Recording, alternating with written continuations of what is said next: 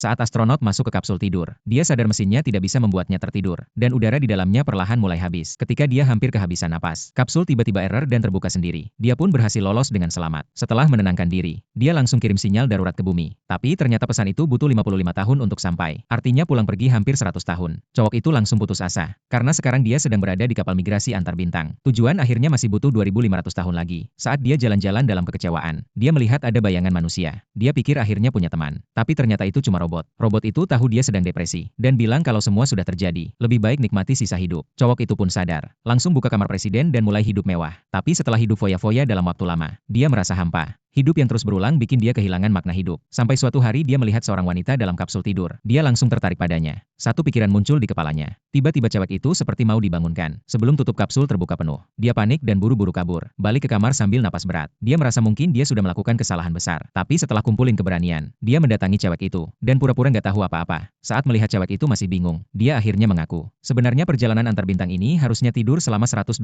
tahun. Tapi mereka berdua bangun lebih cepat 89 tahun. Artinya mereka tidak akan hidup sampai tujuan. Bahkan kru kapal pun tidak akan bangun untuk mereka. Saat cewek itu melihat banyak alat di lantai, dia mulai sadar sesuatu yang penting. How long have you been awake? A year and 3 weeks.